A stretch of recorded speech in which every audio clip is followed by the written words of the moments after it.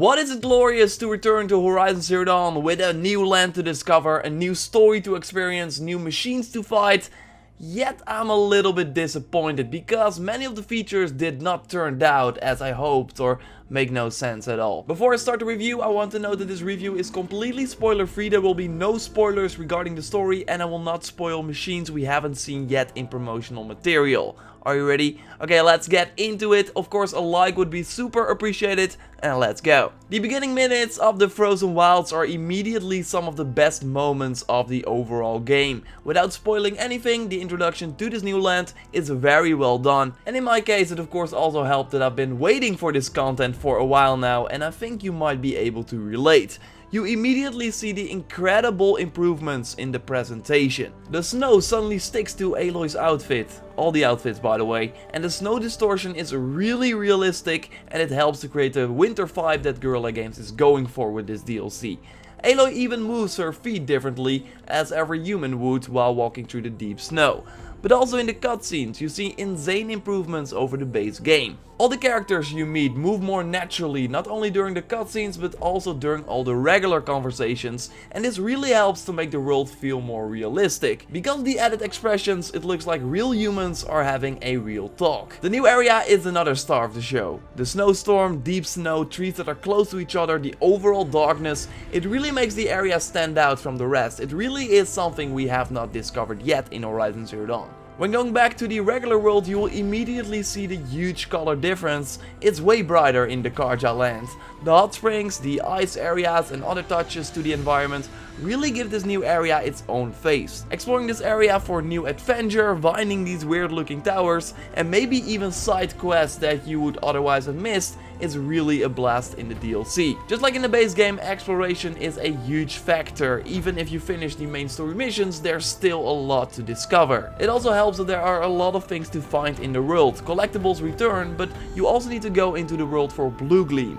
Forget shards because if you want to buy the new weapons or outfits, you need this new currency called Blue Gleam. And trust me, you want those weapons and outfits because they are by far the best in the game and do help against the new machines. Also look at the awesome designs of the new outfits, they totally stand out compared to the armor that is now in the base game. Some new outfits are upgrades of the outfits we know, but they still look completely different. I love the bandit mask for example in the upgraded stealth armor. So I said that these outfits help against the new machines and this is true, but a fair warning for everyone that played a lot of Horizon Zero Dawn just like me, put your game on at least very hard because on normal all the quote-unquote challenges that this DLC throws at you are far from that. Mostly because of the insane amount of easy to kill machines that this DLC throws at you. Long legs, watchers, snap maws, and yes, the same tactic works. Shoot the long legs in their belly, use fire arrows against the snap maw, and just one-shot the watchers in the eye. Moments like this, and to be fair, most of the time, make this challenging area, the cut, laughable.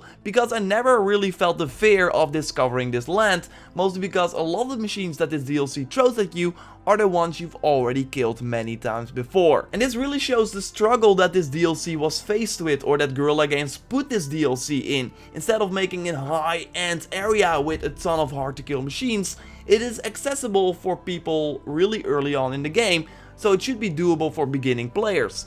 Yet it makes it way too easy for us veterans. They try to change things up with making enemies demonic, kinda like corruption but without having the weakness for fire. And maybe they are more aggressive as well, but a demonic scrapper is still a scrapper that you can easily kill. A demonic snapmaw is still weak against fire and does the same sort of attacks. It would have been cool if they actually changed something up about the machines, but sadly the differences are almost unnoticeable. The demonic towers that repair machines and give them a boost should also make the fights more challenging. But if you can just snipe the towers from afar without engaging in a fight with the machines, it ends up with the same story, you fighting the machines. You just lost 3 or 2 arrows to kill the tower. Fighting the new machines though is where this DLC really shines the most. I had hoped for some new dino inspired robots, but sadly that's not the case. Still though, the new machines they introduced are very well done, with even more interesting details than the ones we've already faced. With a ton of new abilities to dodge, parts to focus on and top-notch animations we come to expect from Horizon Zero Dawn, this really shows you again that the machines are the part that makes Horizon Zero Dawn stand out. I was even surprised when one of the machines had a grab ability where you lose control over your character and he will just throw you on the ground.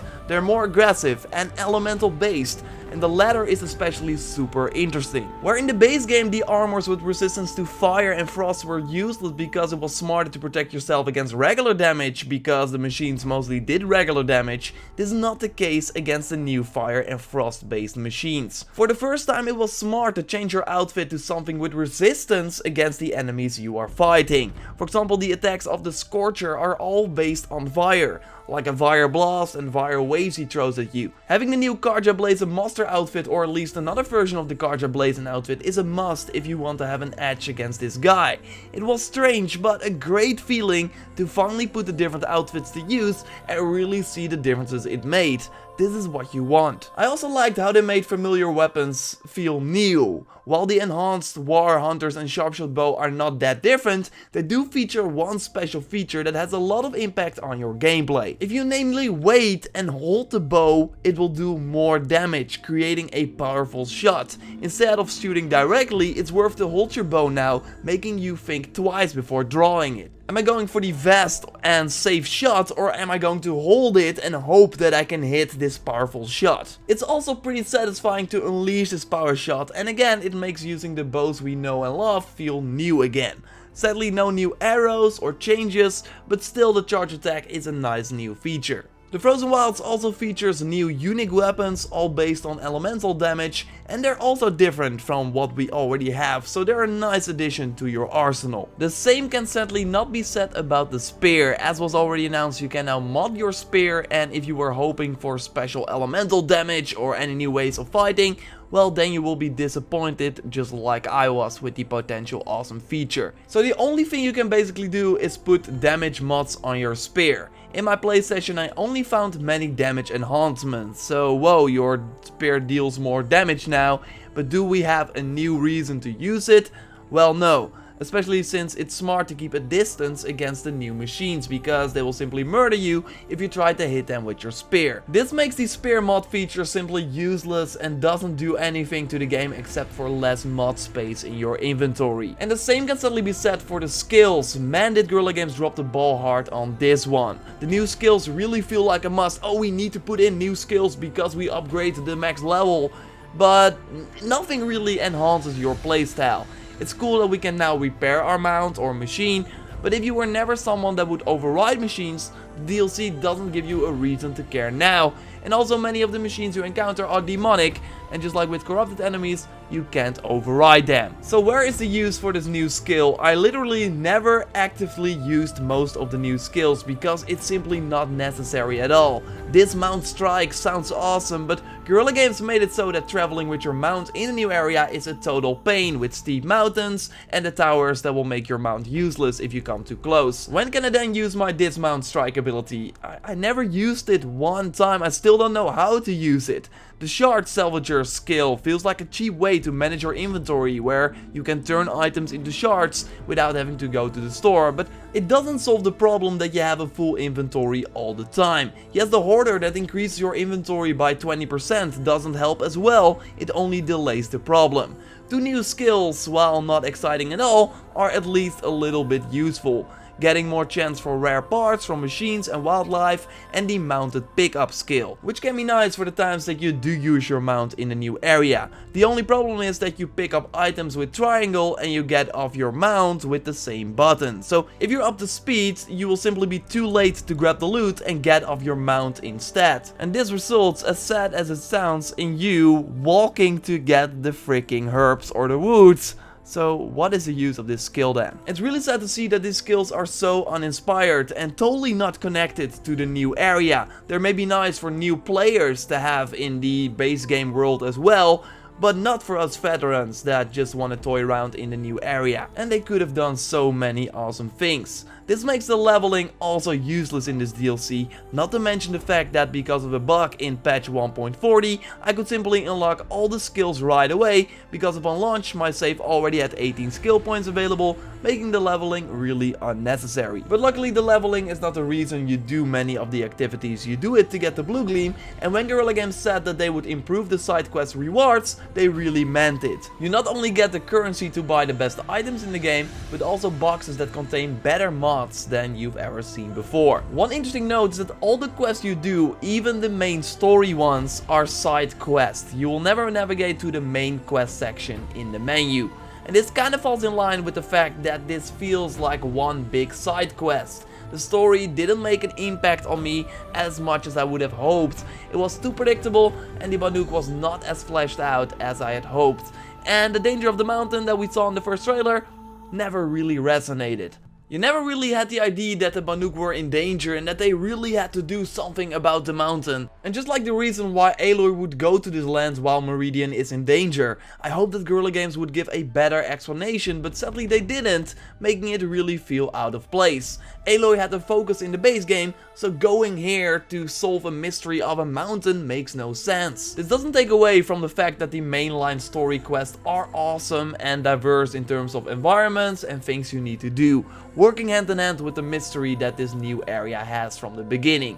The side quests, like the real side quests you find in the world, are also really cool and diverse. Especially one you will find early on, comes together in many ways, and it's really up there with one of the best side quests in the game. The improved presentation and, like I said, all the things that come together makes this really feel like a completely new game, with Aloy and her funny lines really having an impact because of the way she does it so naturally. It's really on another level. That quest is really one of the best that Guerrilla Games ever made. Still though, the promise of more meaningful characters is not true at all. You will fight alongside more characters, sure, but apart from them freezing the enemy sometimes, they do not have an impact on the game at all, as you are still doing all the work. It even feels like an escort mission sometimes. Some characters are interesting for sure, but because you only meet them a few times, you never really have the bond that I hoped.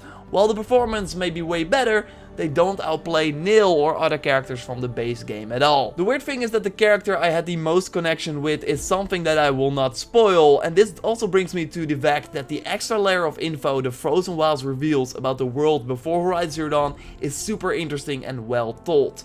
Every Horizon Zero Dawn fan will love the information that will be revealed and how it is all connected, just like I did.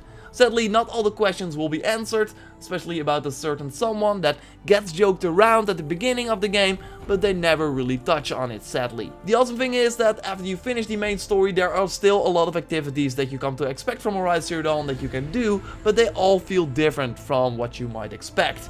And apart from experiencing it, you also have a reason to do this, because you want all the new loot, and getting all the blue gleam or other special weapons really has you go complete these quests. So yeah, the Frozen Wilds is great and totally worth getting for every Horizon Zero Dawn fan to learn more about the world, fight the new machines, get the new weapons, but it only raises the bar in terms of presentation and the machines, and the rest is kinda unexciting or on the same level. The choices, quote unquote, also return, but they do not impact the game at all, again.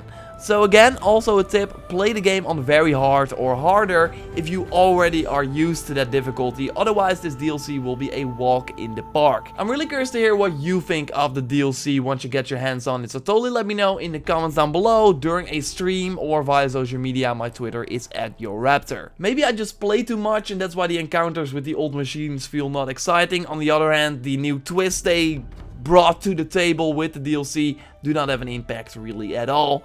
I really feel that Guerrilla Games struggled to make this DLC interesting for both beginners and endgame players, failing to please the veterans in some way. When I hear like a challenging area, the things that they kinda communicated all the time, and if you look back, there's a lot wrong with the promotion of this game, like a lot of stuff that they showed that's simply not true. There are no Stormbirds in this new area, etc, etc. Anyway, it's not challenging if you fight Watchers, Scrappers, Lancehorn Chargers in this area. You expect Stormbirds to be, you expect the biggest machines to be there. They could not do it because they had to make it interesting for beginners. If they just chose to go end game all the way, that would make this area way more interesting. Then they could really just go all out and make this as challenging as I thought it would be. Right now, it's simply not. Subscribe for way more Horizon Zero Dawn, the Frozen Wilds videos. Check out my video where I showed you the best new weapons and how to access this new DLC area. Like the video to support the channel. Thanks for watching and goodbye.